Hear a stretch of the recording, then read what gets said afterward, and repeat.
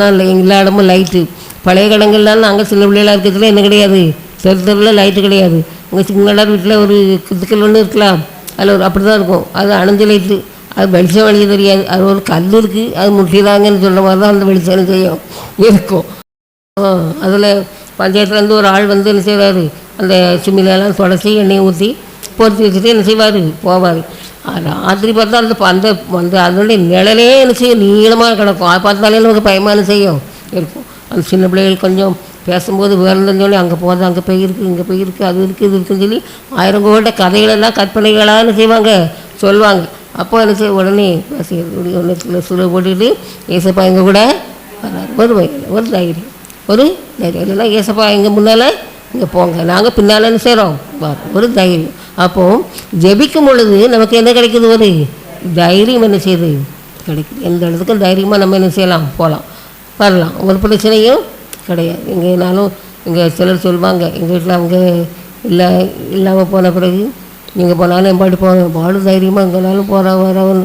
ஏன்னா ஆண்டவர் கூட வராது, எனக்கு ஆண்டவர் கூட வர்றது தெரியும், மற்றவங்களுக்கு தெரியலனா நம்ம என்ன பண்ணுறது. அதனால் நமக்கு ஒரு தைரியம், நல்லது செய்கிறதுக்குரிய தைரியம். எத்தனையோ காரியங்கள் நாங்கள் மாதங்க மூலமாக தைரியமாக செஞ்சுருக்கோம். காரணம் ஜெபந்தான், ஜெபந்தான் காரணம். ஜெபம்னு சொல்லும்போது நம்ம சரியான காரியத்துக்காக நம்ம ஈடுபட்டோம்னு சொன்னால் நமக்கு தைரியத்தை ஜெபத்தின் மூலமாக ஆண்டவர் நமக்கு என்ன செய்வார், கட்டாயமாக என்ன செய்வார், தருவார். அதில் ஒரு பிரயோஜனம், ஒரு 1% பொய் கூட கிடையாது, உண்மையில்லாத தன்மை கிடையாது. எல்லாத்துலேயும் அவர் கட்டாயமாக நமக்கு என்ன செய்வார், உதவி செய்கிறவராக என்ன செய்வார் இருக்கிறார் பாருங்கள்.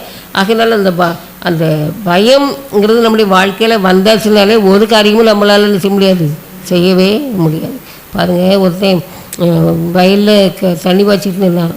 அப்போது அப்படி இருக்கிற சமயத்தில் காலில் என்னமோ கடிச்சிருக்கு. கடிச்ச உடனே இங்கே நினச்சிட்டான் பாம்பு அப்படின்னு நினச்சிட்டு கட்டெல்லாம் போட்டு வந்தாச்சு.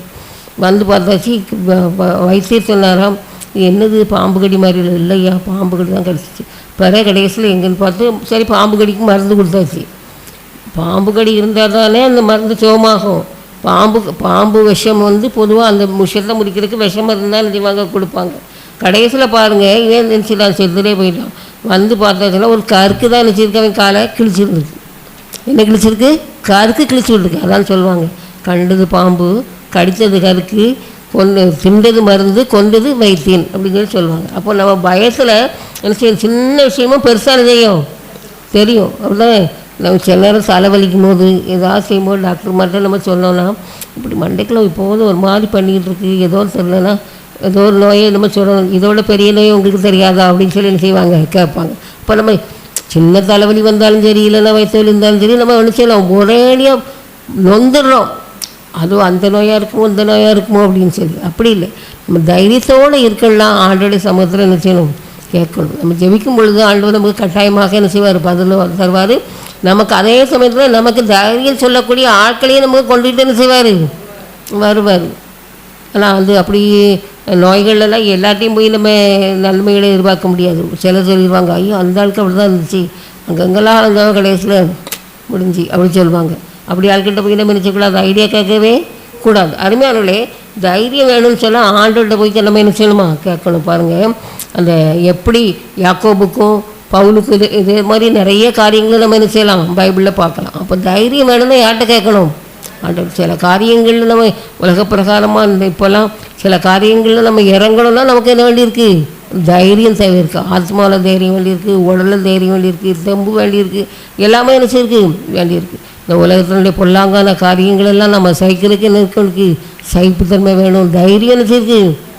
எல்லா குடும்பங்களும் அநேக குடும்பங்கள் என்ன செய்யுது, தாறுமாறாக தான் என்ன செய்யுது கிடைக்குது. பிள்ளைகளுக்கு எதிராக பெற்றோருக்கு எதிராக பிள்ளைகள், சின்ன பிள்ளைகளோ பெரிய பிள்ளைகளோ பெற்றோருக்கு அடங்குறது கிடையாது, சொல் கேட்குறது கிடையாது. இப்படிப்பட்ட காரியங்கள்லாம் என்ன செய்யுது இருக்குது. அநேக பெற்றோர் வந்து பிள்ளைங்களை வெறுக்கக்கூடிய காரியங்கள்லாம் என்ன செய்யுது, நடந்து கொண்டே என்ன செய்யுது இருக்குது. ஆகையினால எல்லாத்தையும் பொறுத்து கொள்ளத்தக்கதான தைரியத்தை நம்ம ஆண்டவர்கிட்ட என்ன செய்யணும், கேட்கணும். இப்போ நினைக்கணும், இதுவும் கடந்து போகும், இதுவும் கடந்து போகும் அப்படின்னு சொல்லி நம்ம நினைக்கக்கூடியவர்களாக என்ன செய்யணும் இருக்கணும்.